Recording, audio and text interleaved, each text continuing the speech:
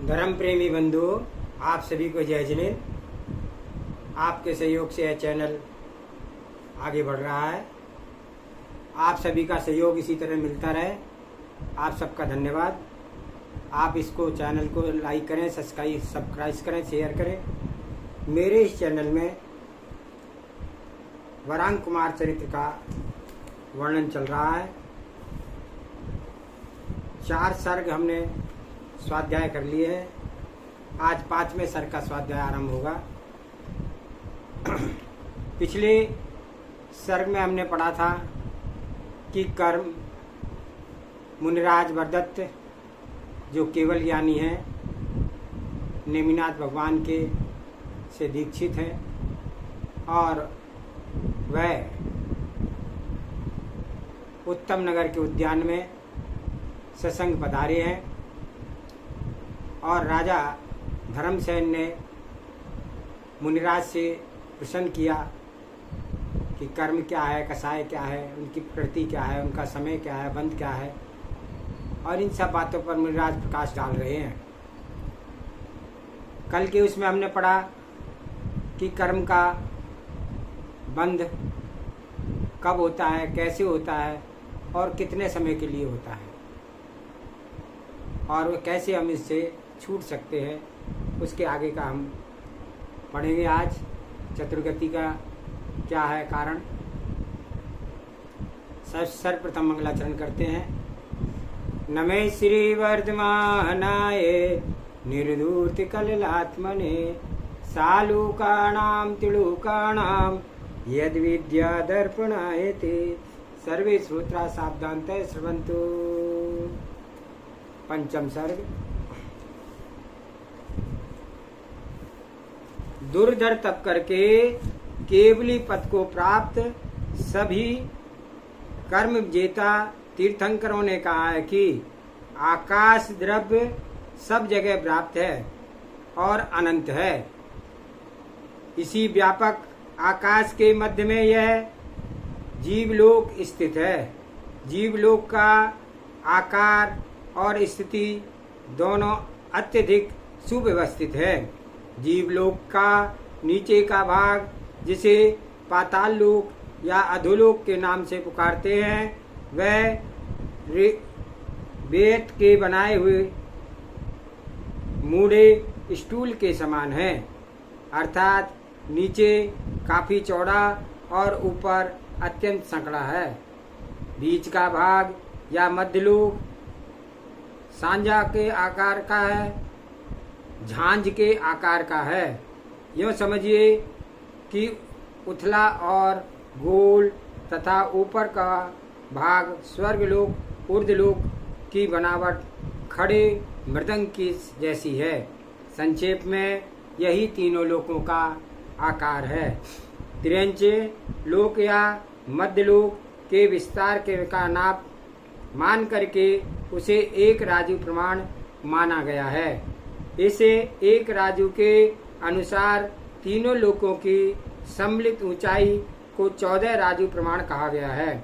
तीनों लोकों के केंद्र बिंदु पर स्थित गिरिराज सुमेरु से नीचे की तरफ के लोक की ऊंचाई 7 राजू प्रमाण है और इसी प्रकार से ऊपर के भाग के प्रमाण 7 राजू की है।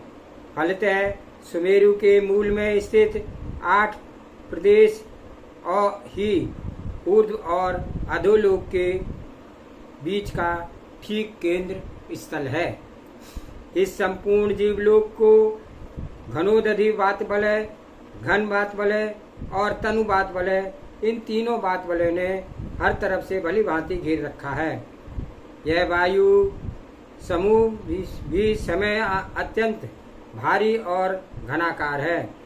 लोक के मूल भाग या नीचे इन बात बलों के विस्तार 16 योजन है। लोक के मध्य में केवल 12 योजन प्रमाण है तथा ऊपर जाकर के 10 संख्या कम गव्युति प्रमाण 2 कोश का लगभग है। पहले कहे गए तीनों बात बलियों के विस्तार के ही कारण तीनों लोक की स्थिति है।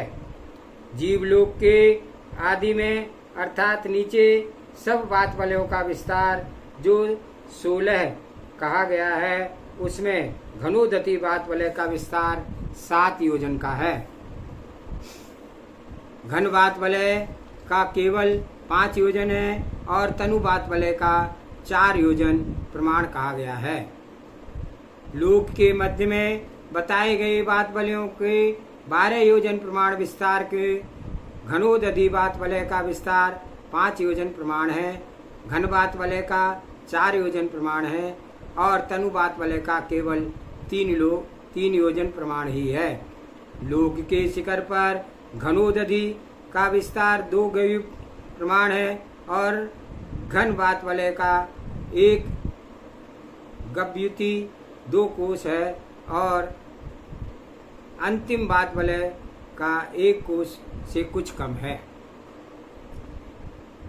केवल ज्ञान रूपी दृष्टि से तत्वों का साक्षात करने पर मुनियों ने समस्त जीवलोकों को 5 गतियों में विभक्त किया है। नरक गति, तिरंच गति, मनुष्य गति, देव गति तथा अंतिम गति मोक्ष का नाम दिया गया है। इन 5 गतियों में लोक के नीचे की ओर से आरंभ करने पर नरक गति सबसे पहले आती है और हर प्रकार के जीव का अकल्याण करने वाली इस गति में वे ही जीव जाते हैं जो हिंसा आदि पाप कर्मों में ही लगे रहते हैं। सामान्य दृष्टि से देखने पर यह अधोगति एक है, लेकिन दुख, आयु आदि की अपेक्षा का विचार करने पर इसी के 7 भेद कहे गए हैं। ऋषियों ने, अग्नि केवलियों ने इन 7 के नाम इस प्रकार से कहा है। प्रथम नरक का नाम धर्मा है और उसके नीचे की पृथ्वी का नाम वंसा है और इस प्रकार से उसके बाद की पृथ्वी का नाम शिला है और उसके नीचे क्रम से अंजना और अरिष्टा प्रतिमा है। छठे नरक का नाम माधवी है और अंतिम माधवी संज्ञा दी है। मधवी और माधवी, छठा मधवी, 7वां माधवी। मैं इन नामों को उसी क्रम से कह रहा हूँ जैसा कि पूर्वाचार्यों ने कहा है। आगे कहे गए नाम शब्द के अंत में प्रभा शब्द जोड़ने पर यहाँ इन्हीं 7 नरकों में क्रम से रत्न प्रभा, शर्करा प्रभा, बालुका प्रभा, पंक प्रभा, धूम प्रभा, तम प्रभा तथा 7वीं का नाम तमस्तमा या महातम प्रभा नाम कहे जाते हैं। ये नाम इन पृथ्वियों के रंग तथा वातावरण के स्वरूप पर भी प्रकाश डालते हैं।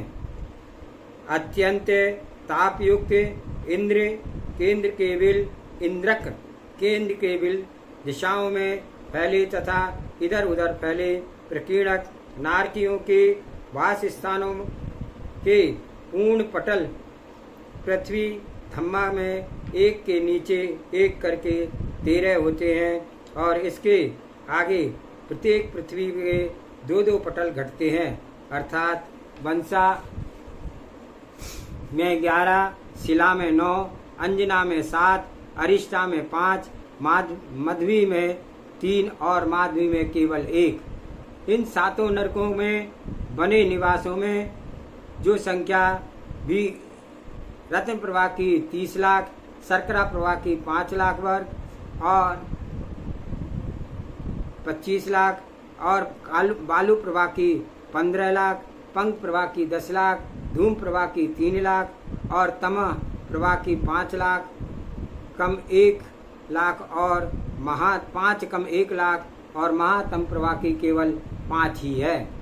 8 कर्मों के मान मर्दक जिनेन्द्र प्रभु ने इस प्रकार से इन 7 नरकों के पटलों के भेद की कुल मिलाकर के 4 लाख से अधिक 80 लाख अर्थात 84 लाख का प्रमाण कहा है। इन 84 लाख बिलों में जो बिल सबसे छोटे हैं वे भी अपने विस्तार आदि में हमारे यहाँ जम्बू द्वीप के समान हैं तथा जो बिल सबसे बड़े हैं उनका तो कहना ही क्या, उनका प्रमाण असंख्यात योजन है। इंद्र के या केंद्र स्थान पर स्थित नरकों में बिलों की लंबाई तथा अन्य बातों को राजन बिल्कुल मध्यलोक के नगरों के आकार का ही समझिए। इंद्र के 8 दिशाओं में बने बिलों को ही श्रेणीबद्ध बिल की पंक्ति में अंतराल में इधर उधर खुदे बिलों को भी प्रकीर्णक कहते हैं। ऊपर के नरकों की अपेक्षा नीचे के नरक अधिक निर्दय और भयंकर हैं। ज्यों ज्यों नीचे जाइएगा त्यों त्यों कष्ट और वेदना को दिन दूना और रात चौगुना बढ़ता पाइएगा। अवस्था का भी यही हाल है, क्योंकि नीचे के नरकों में ऊपर की अपेक्षा बड़ी आयु है। नरकों में व्याप्त अंधकार भी नीचे के घनतर होता है और 7वें तथा 6ठे नरक में भयंकर शीत वातावरण, 5वें नरक में धूम प्रभाव में क्रम से अत्यंत प्रखर शीत और उष्ण वातावरण है। और चतुर्थ पृथ्वी अंजना पर दारुण गर्मी का ही साम्राज्य है। और यह शीत और ताप किन्हीं बाह्य कारणों से नहीं है, बल्कि वहाँ की पृथ्वी की प्रकृति के उस प्रकार की है। इन नारकियों पर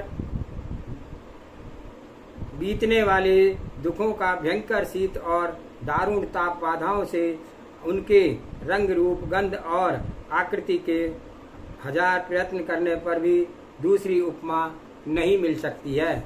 इन नरकों की गर्मी ऐसी होती है कि उसमें सुमेरु के समान लंबे चौड़े घने लोहे के पिंड को भी यदि फेंक दिया जाए तो वह भी 2 मुहूर्त भी नहीं अपितु क्षण भर में अपनी पानी होकर के बह जाता है। इसी लाखों योजन लंबे चौड़े और घने द्रवीभूत लोहे के पिंड को भी यदि शीत बाधा युक्त नरक में उठा करके डाल दिया जाए तो वह निश्चित समझिए कि वह बिना किसी प्रयत्न के ही बिल्कुल हिमशिला के समान हो जाएगा। ऐसी भयंकर वहाँ की ठंड होती है और देव शक्ति संपन्न जो देव संयुक्त जम्बू द्वीप को पलक मारने में समय ही नहीं पार कर सकता है, समय में ही पार कर सकता है। वही देव आदि सबसे बड़े नारकियों के बिल में घुस जाए तो लगातार चलते चलते हुए भी उस बिल के दूसरे किनारे तक पहुंचने में ही 6 माह कम से कम लग जाएं। इसी से यह उनके क्षेत्रफल का पता लगाया जा सकता है। मुनियों ने, अग्नि, केवली आदि ऋषियों ने जिस गति का भयंकर और रुद्र दुखों का व्याप्त कहा है, उसी गति में कौन से जीव मरकर पहुंचते हैं उनके विषय में अब मैं विस्तार से कहता हूँ।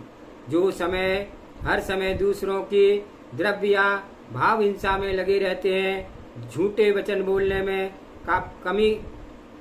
कभी कोई हिचकिचाहट नहीं होती है और दूसरे की संपत्ति को चुराना जिनकी आजीविका हो जाती है, दूसरे की स्त्रियों की लज्जा और अस्तित्व को ले लेना जिनकी स्वभाव हो जाता है, विपरीत तथा भ्रांति श्रद्धा जिनके विवेक को ढक लेती है, अर्थात आरंभ और परिग्रह का करना जिसका व्यापार हो जाता है और जिसकी लेशा विचार और चेष्टा से अत्यंत कृष्ण कलुषित हो पाती है, ये ही लोग नरक गति में जाकर के बहुत समय तक दुख भोगते हैं। स्पर्शन रसना आदि 5 इंद्रियों का अत्यंत आकर्षण और सुखदायी जो स्पर्श रस गंध रूप और शब्द 5 भोग विषय है, इनको प्राप्त करने के उद्देश्य से ही जो लोग निर्दय और नीच काम करते हैं, वे लोग अपने दुष्कर्म और अकर्मों का भार से इतने दब जाते हैं कि धड़ाम से नरक के वैसे ही जा गिरते हैं जैसे कि लोहे का भारी गोला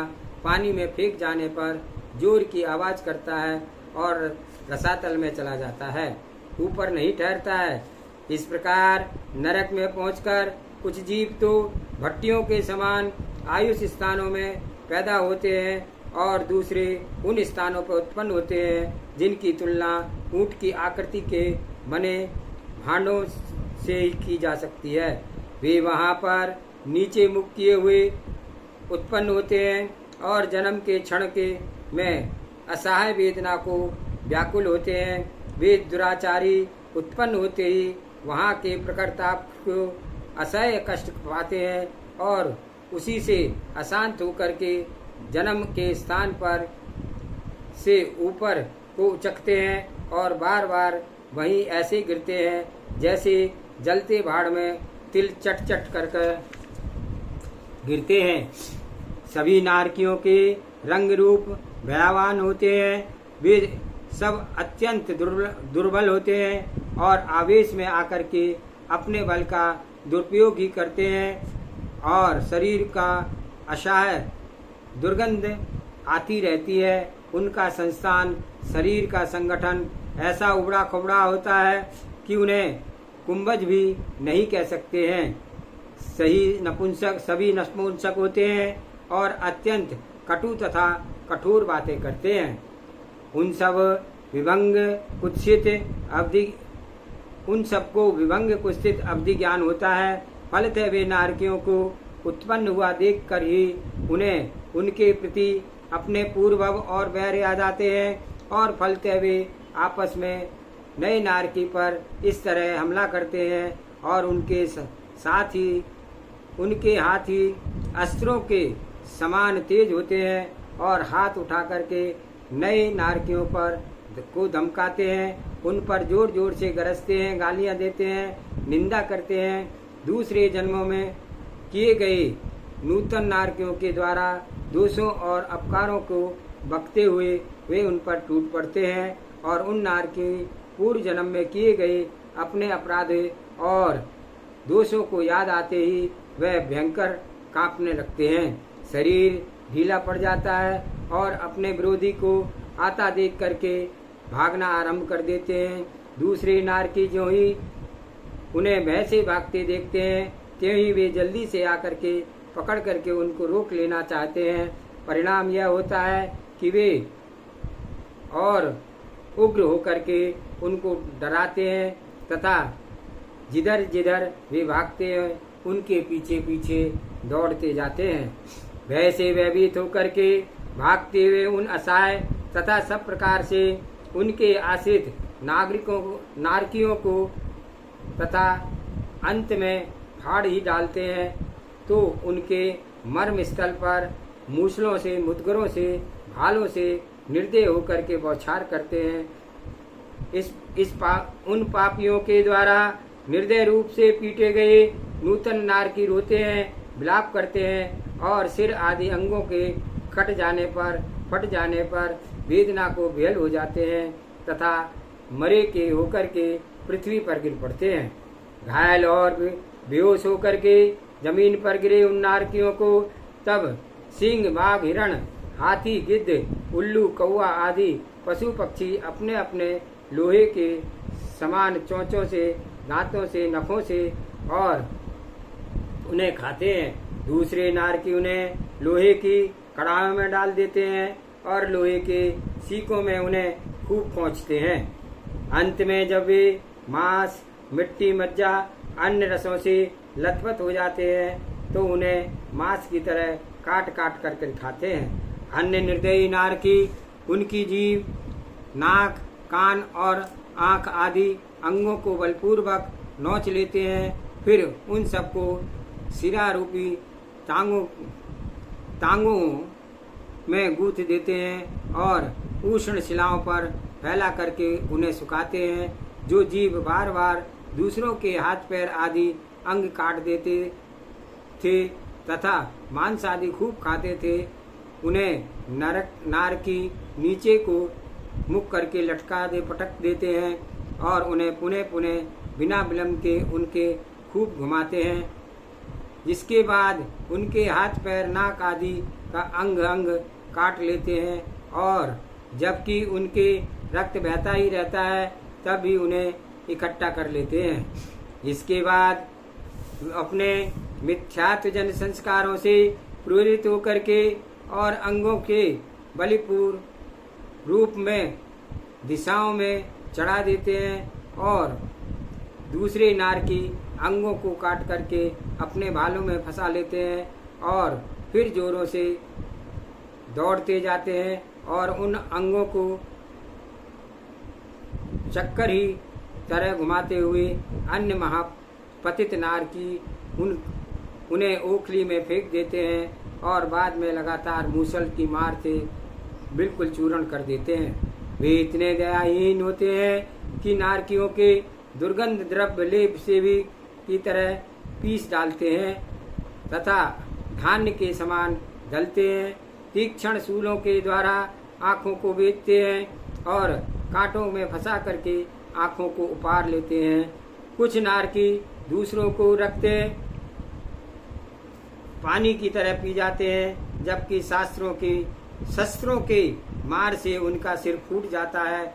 ऐसे हालात में कोई भी मुख की तरफ खाना शुरू कर देता है, दूसरा उसे पैरों की तरफ से चखने लगता है। वे इस तरह एक दूसरे के अंगों को तलवार से काट देते हैं। उसके उपरांत छुरियों से उनकी बोटी बोटी बना देते हैं, टाँकियाँ चला करके सिर के कपाल को फोड़ देते हैं और तलवार से मुखों के छत विच्छित कर डालते हैं। पहले संपूर्ण शरीर को घास में लपेट देते हैं, फिर आग लगा करके बिल्कुल जला डालते हैं। सिर में नुकीली कीलों को काट देते हैं और टेढ़ी मेढ़ी सीख से आँखों को उखाड़ डालते हैं। इस खंडित खंड अंग रक्त और पीप बहने लगता है। तभी मधुमक्खियाँ, मच्छर, बिच्छू, टीचियाँ आदि क्रम से घावों पर लग जाते हैं और उन्हें खूब काटते हैं। जो प्राणी अपने पूर्व जन्म में दूसरे जंतुओं को मारते हैं और आनंद से उनका मांस खाते हैं, इसलिए तैयार रहते हैं, उन्हें ही नरक में पहुंचने पर नारकी बड़ी बड़ी यातनाएं देते हैं। और इसी प्रकार आपस में दंड व्यवस्था करते हैं। और जिन लोगों ने अपने पूर्व भवों में लोभ से प्रेरित होकर के राग द्वेष के कारण प्रमाद से अथवा राजा की आज्ञा को पाकर के अभिमान से चूर होकर के या अपने प्रभुत्व को जमाने के लिए अथवा दूषित शक्ति के भरोसे से झूठ बोलने और दूसरों को प्राण घर लिए उनको नारकी कहते हैं कि आओ अब हम तुम्हारे उद्दंड बल के सामर्थ्य को देखें। यह कहकर के वे उन्हें नोचते हैं और इतना ही नहीं, बार बार शस्त्रों से कोंचते हैं। पहले हथियारों से, फिर उनके दांत उखाड़ डालते हैं तथा दांतों को, आंठों को और किसी यंत्र को काट डालते हैं। इसके बाद मुखों में बलपूर्वक ऐसा भयंकर सांप को ठूंस देते हैं जिसकी फुंकार से ही प्राण निकल जाते हैं। जन्म जन्मांतरों के संबंधों के कारण शत्रुभाव को प्राप्त नारकी दूसरे नारकियों को जीभ भी उखाड़ लेते हैं और अग्नि में अत्यधिक दाह गर्म तवे पर उन जीवों को पिघलाते हैं। और अन्य जीवों भावों से झूठ बोलने का अभ्यास था उनको, जिन जीवों को अन्य भावों में झूठ बोलने का अभ्यास था, उनका क्रोध इतना संहार होता है कि उनकी आंखें क्रोध से फट जाती है और तीखे तीखे भालों को लेकर के निर्दय रूप से नारकियों के पैरों में छेद कर देते हैं। तथापि मारे गए नारकियों को अत्यंत दारुण स्वर से रोते रहते हैं। कुछ नारकी ऐसे होते हैं जो विलप करके रोते हुए नारकियों को भी उंगलियों को लोहे की तेज कीलों के छेद कर देते हैं और इतने नृशंस होते हैं कि दूसरे नारकियों को गाढ़ शत्रु कर लेते हैं और उनके आवेश में आकर के उनके शरीर के टुकड़े टुकड़े कर डालते हैं। वे तीक्ष्ण फरसा उठाए हुए दूसरों के जांघों को छीलने लगते हैं और बाद में काट काट कर खाते हैं। कुछ ऐसे भी होते हैं जो पहले मारते हैं और उसके उपरांत उनके हाथ पैर काटते हैं और अंत में उन्हें उठा करके जलती हुई चिताओं के ज्वालाओं में झोंक देते हैं। विभंग अवधि ज्ञान रूपी नेत्रों से ही अपने पूर्व भव और कामों को देखते हुए वे कुकर्मी ऐसा पापात्मा नारकी ऊपर कही गई रीतियों से ही नाना प्रकार के अनेक दंडों के द्वारा उनके खंड खंड कर डाल देते हैं और इस लोक में चोरी करने का आनंद मानते थे। जो लोक में इस संसार में दूसरों की पत्नियों के तथा स्त्रियों के संगम करने के लिए लालायित रहते थे या करते थे, वही मर करके जब नरक में पहुंचते हैं तब वहां उपस्थित नारकी तुरंत ही दौड़ दौड़ करके विष से मिली हुई चंदन की गीली गीली कीचड़ शरीर पर लेप करके उनका स्वागत करते हैं और लेप लगाते ही उनका सारा शरीर भीतर से जलने लगता है। दूसरे स्त्रियों से रति केली करने वालों को अथवा पर स्त्री से निर्दय पूर्वक संभोग करने वालों को नारकी गर्मा गर्म लोहे के तवे पर बनाए गए गहने मालाएं आदि कपड़े आदि जबरदस्ती पहना देते हैं और संभोग भूमि युद्ध के परम ज्ञाता जीवों के पास नारकी स्त्रियां बड़े हाव भाव और श्रृंगार के साथ आती है और उनके श्रृंगारिक चेष्टाएं हाव भाव संकेत और प्रेम से कहे गए वचन ऐसे होते हैं कि जो स्वागत का काम देते हैं।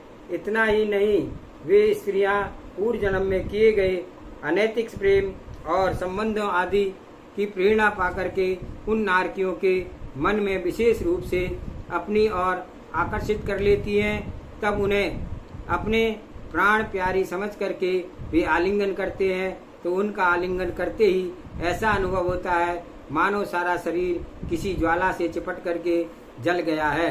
इतना ही नहीं, दूसरे की स्त्रियों को बहका करके उनका अस्तित्व दूषित करने वाले नारकी उन स्त्रियों के चिपकने पर घी की तरह पिघल जाते हैं और उनका संपूर्ण शरीर बह जाता है।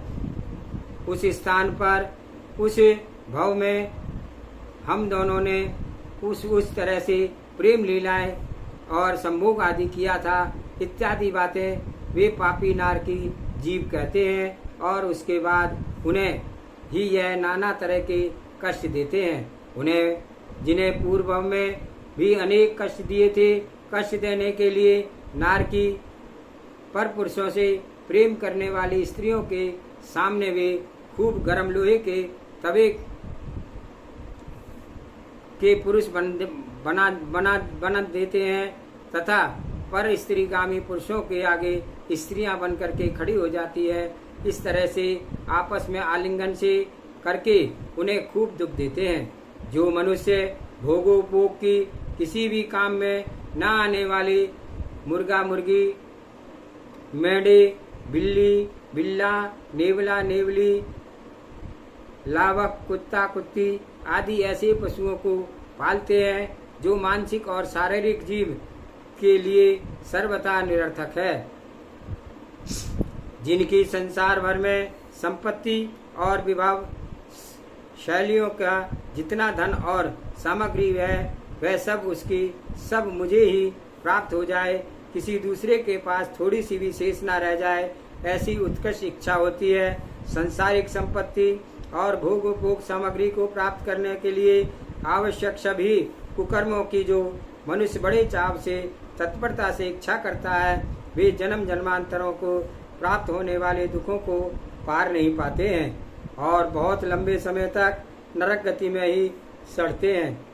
उनमें कुछ लोगों को नार की घड़े में बंद करके पकाते हैं, दूसरों को अत्यंत तपी बालू पर रख करके उसी तरह भूनते हैं जैसे धान भाड़ आदि में भूनते हैं। लोगों को पीट पीट कर भूसे के समान चूर्ण कर देते हैं। कुछ नार की आरियों के चीर करके बराबर 2 टुकड़े कर डालते हैं और अथवा शरीर को गरम तथा उनके पीटने से मौत हो सकती है। स्थलों पर मरम स्थलों पर जोड़ों को उनके यंत्र से काट देते हैं। अन्य नारकियों की गति की भी बुरी होती है क्योंकि वे भालों से कोंच डालते हैं और बाद में मूसलों से कूट देते हैं। कुछ नारकी कोलुओं में पेल देते हैं तथा दूसरों के दुर्देव उन्हें गन्ने की चरखी में डाल देते हैं। अन्य लोग सदा घूमते हुए यंत्र चक्र पर बैठा दिए जाते हैं और वहां पर वे काफी देर तक तेजी से घुमाए जाते हैं और अंत में वेग के साथ रसातल में फेंक दिए जाते हैं। शरीर के सैकड़ों टुकड़े हो जाने पर वेदना से मूर्छित हो जाते हैं और इन अवस्थाओं को भरने में उन्हें दारुण समस्त क्लेश सहन करने पड़ते हैं। यह सब हो जाने पर अंत में वे प्रचंड वेग से खिस करके एक गत्र में गिर जाते हैं। वहां गिरते ही थोड़ी देर में उनके शरीर सब अंगोपांग फिर से ठीक हो जाते हैं और तब वे अकस्मात ही उठ करके खड़े हो जाते हैं, लेकिन चारों ओर से परिस्थितियों को देख करके भयभीत हो जाते हैं और रक्षात्मक के लिए भागते भागते पर्वतों पर चढ़ जाते हैं।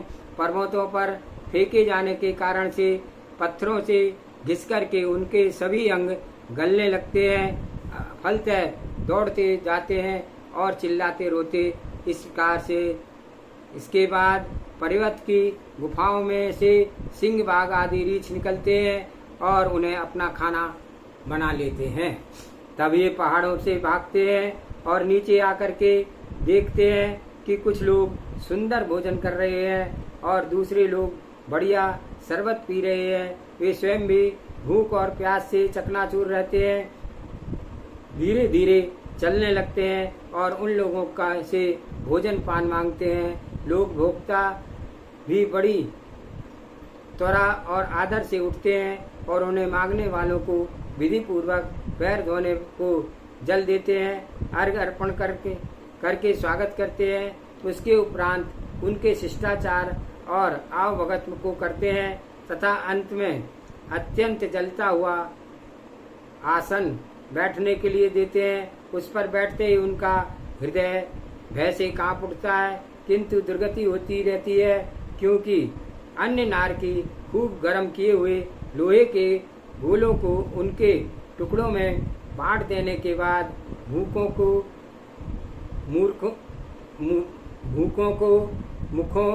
को यंत्रों में डाल करके फाड़ करके उनमें ठूस देते हैं। यह होने के बाद तालु होश जिह्वा आदि मुख बिल्कुल सूख जाते हैं। वे प्यास से खूब हो करके चिल्लाते लगते हैं।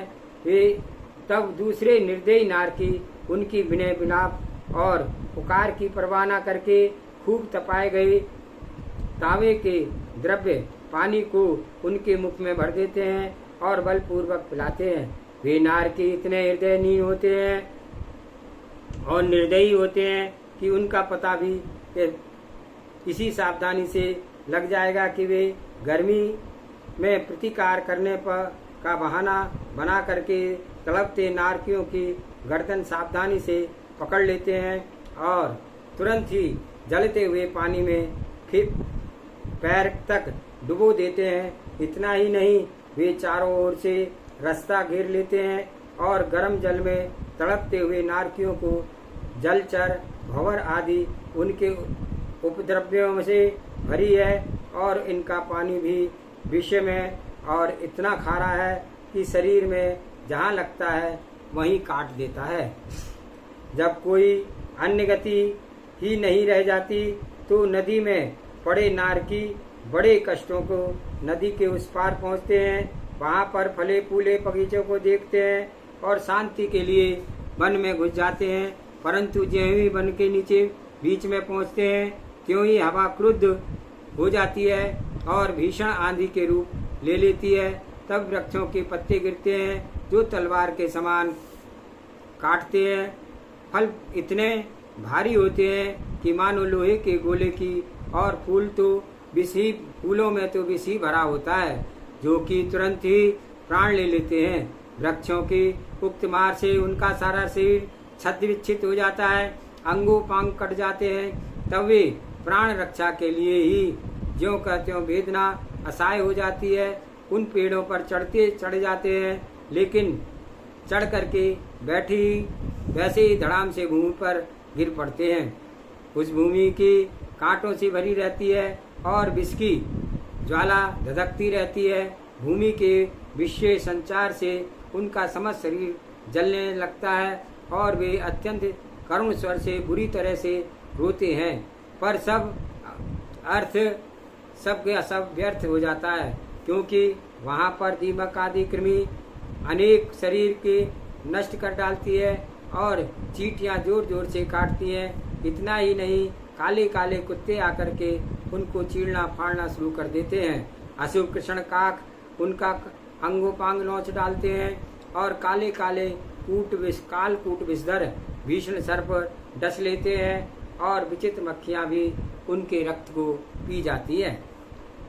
यह सब हो जाने पर भी एक मुहूर्त में भी कम अंतर मुहूर्त समय में उनके शरीर के बड़े बड़े अंग जुड़ जाते हैं तथा पूरा शरीर एक हो जाता है। फिर यह भी इसलिए होता है कि उनके असाता वेदनी कर्म का परिपक्व उक्त वेदनाएं सहन करने पर भी पूरा नहीं होता है। अतएव वे वेदनाएं सहन करने के लिए जीवित रहते हैं और उनकी आंखें आदि कुछ देखती हैं तो वह सब अनिष्ट हो जाता है।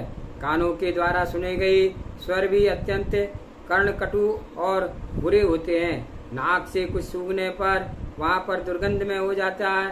हाथ पैर आदि से जो कुछ वस्तु छूते हैं वही कठोर और कष्टप्रद मालूम होती है तथा जिह्वा आदि के द्वारा जिस पदार्थ को चखते हैं वह पदार्थ बेस्वाद हो जाता है, मानो कोई अच्छा इंद्रिय व्यापार करने की शक्ति ही उनमें नहीं रह गई है। इसलिए सब इंद्रियों के द्वारा अकल्याण करने वाले विषयों को पाकर के उनका चित्त अत्यंत खिन्न और व्याकुल हो जाता है।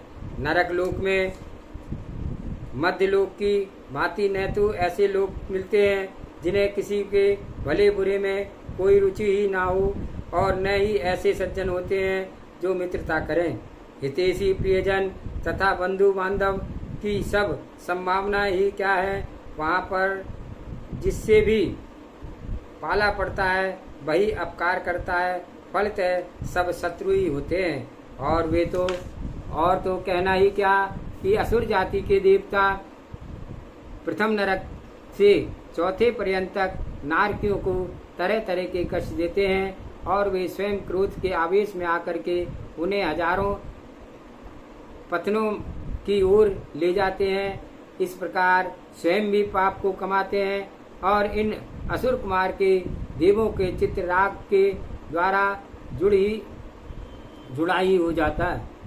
इसलिए उनके भावों में असुर जैसी निर्दयता क्रोध आदि आ जाते हैं। इस परिणाम से यह होता है कि उन्हें एक जगह बैठा देते हैं और आपस में एक दूसरे के विरुद्ध समझाते हैं और तब वे अपने पूर्व भवों के कुछ वैरियों अहितुओं को भीषण शेमर के पेड़ पर बैठा देते हैं, जिसके बाद उन्हें खूब जोर जोर से नीचे ऊपर खींचते हैं तथा बिना किसी विचार के उन्हें नीचे गिरा देते हैं। और इस खींचातानी में उन नारकियों के प्रबल और खुले वक्षस्थलों को बड़े लंबे लंबे और नुकीले कांटे छिन्न भिन्न कर डालते हैं।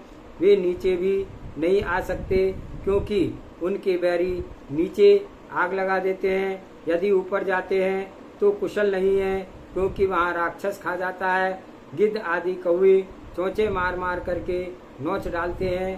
डांस और मच्छर काट काट करके सारे शरीर को फुला देते हैं। पिशाचों से भी बढ़कर के भीषण नार चारों ओर से डराते हैं और यदि आपसी युद्ध में विरत हो जाए तो असुर कुमार के देवता डांटते हैं।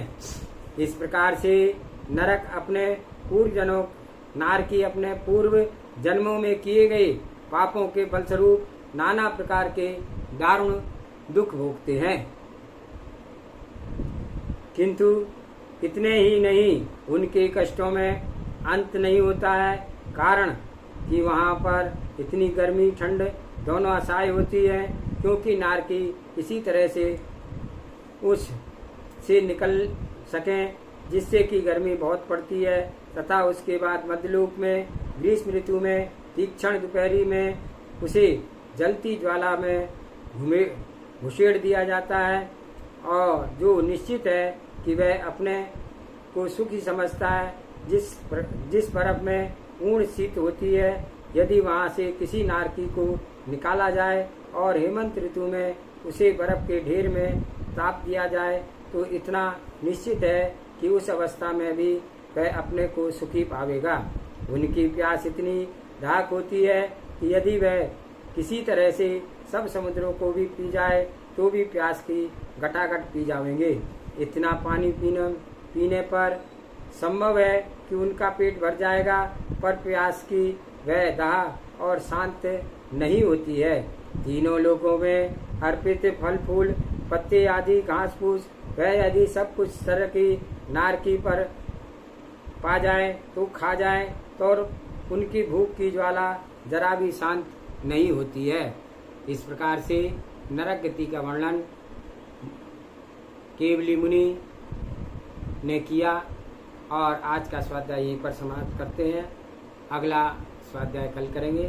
जावानी के ज्ञान से सूझे लोका लोक, सो वाणी मस्तक नमो सदा देत हूँ लोक। हे जिनवाणी भारती तोय जपो दिन रैन, जो तेरे शरणा गए सो पावे सुख चैन। देव भजो अरियंत को गुरु सेवा निर्व्यन, दया धर्म पालो सदा यही मोक्ष का पंथ। 9 बार नमोकार मंत्र।